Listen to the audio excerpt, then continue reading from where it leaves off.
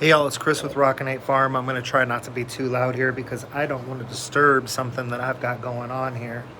We've got a little pre-Thanksgiving Day surprise. It's Wednesday, day before Thanksgiving. And before I show you the surprise, do me a favor, hit that subscribe button, click that notification bell, and go check out the website, rockin8farm.com. So I am very excited about a daytime birth. It seems like these usually happen at like 10 or 12 o'clock at night. We are up to 8 piglets so far, and generally speaking, when it comes to moms farrowing piglets, I am very hands off. But Panchita decided to have her piglets in like the worst space possible. When I came one of them had actually been born and went through the gate hole that was on the outside of the gate. So I found myself a little stool to sit on, and I am just hanging out because I've got the gate wide open. Not touching, not grabbing anybody, not making anybody squeal, just trying to keep her relaxed. Like I said, I generally try to be very hands off when it comes to farrowing. A lot of times I don't even sit out here like this. I'll just come check on them, go back inside the house, come check on them, go back inside the house. Different practices. There's a lot of people out there who really want to be there for every moment. I've heard a few people say if they hadn't been there, they would have lost a piglet. And the fact is, I have lost piglets. But it just seems like mom is so much less stressed out if you just let her be. Why she decided to back her butt right up against the gate for this particular farrowing, I do not know, but she did not want to move, so I just opened the gate and I'm hanging out. We're up to 8 so far. I'm not sure how many males and females. And it cracks me up because they always like to fight over these back teats, which, I mean, look up there. She's got so much milk in those front teats. And only one pig's smart enough to go after it.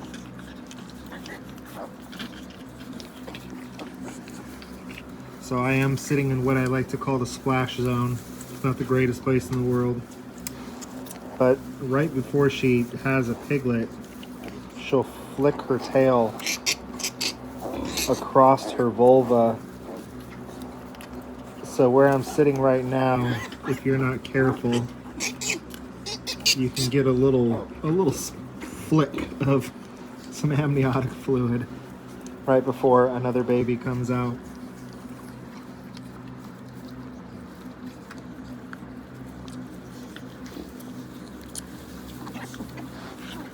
So far the litter is all relatively good size. I only see 2 that are really on the smaller side. They're actually some of the first ones that were born too. Seems like most of the rest of them are pretty equally sized. This guy here is an aggressive pain in the butt. But he's also the one that's chewing the amniotic sac off of all of his brothers and sisters, so he's helping clean them up at least.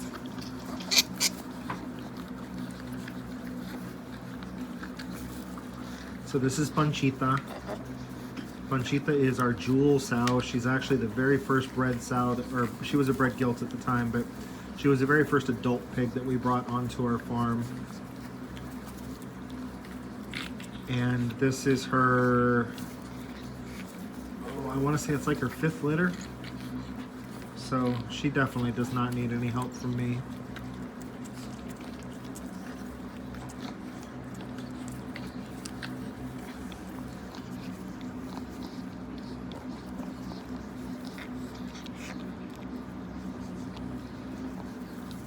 You know, I gotta say, we have been so busy and so stressed out and had so much going on for such a long time that it is really kind of nice to just sit on my butt out here with my pig.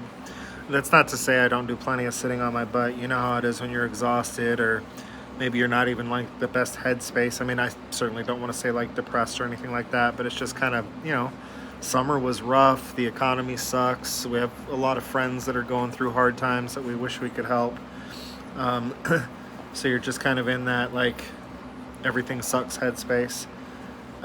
So, you know, I tend to like if I'm not busy getting a project done or working my day job, then I sit on my butt and watch Netflix or something.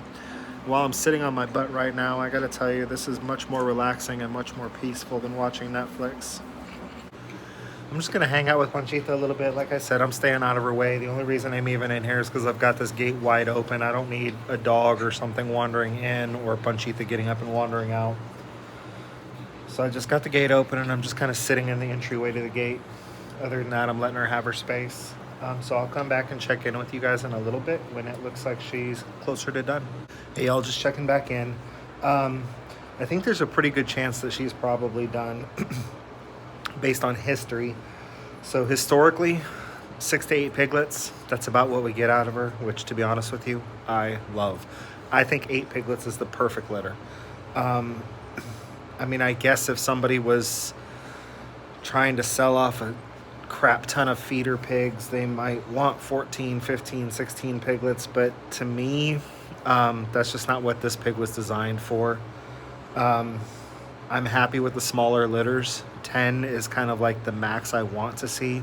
I've got a couple of pigs that do more than that, and sometimes they struggle and they end up losing a couple of piglets. So 8 is just about perfect. So typically she does 6 to 8 and then passes both placentas from both horns of her uterus. That's what she has done historically. I've got 8 piglets on the ground, and I've got her starting to pass her first placenta. But like I said, historically, she passes placenta and she's done. She doesn't have more piglets and then pass another placenta. I've got one pig that does do that. She'll have like 5 and then pass a placenta, and then more time will go by, and then she'll start having piglets again. She'll have 3 or 4 more and then pass another placenta. But Panchita doesn't typically do that. She usually has them all and then has her placenta and then she's done. So the fact that she's got placenta hanging out, I'm guessing she's probably done. She's also in a little bit better space as far as she scooched her butt away from the gate. So I'll give you one last look at the piglets, and then we're just going to give her her space. So you can see there, she's got 4 of them that are still nursing right now. Her other 4 decided to come over here and try and get cozy under the heat lamp. I took a quick gender check. So it looks like we've got 6 boys and 2 girls so far, assuming she's done.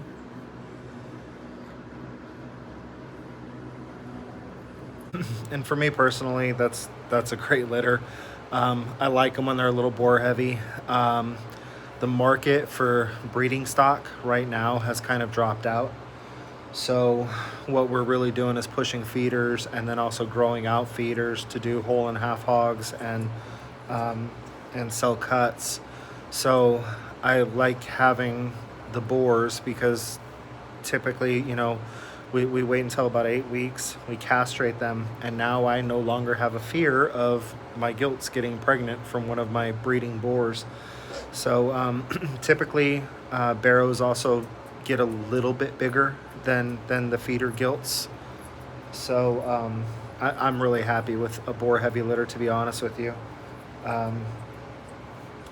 Hopefully, you know, one of the females turns out to be breed quality. It'd be great if one of the males is breed quality, but if not, I've got 6 males I can castrate, raise them all up as feeders, get them off the farm either as feeders or raise them out myself. So with this time of year and with the way the market is, I'm actually kind of happy with the boar heavy litter. So I guess that's about all I really have for now. Let y'all say goodbye one more time. This has been Chris and Panchita with Rockin Farm. And until we see y'all again, be happy and live healthy.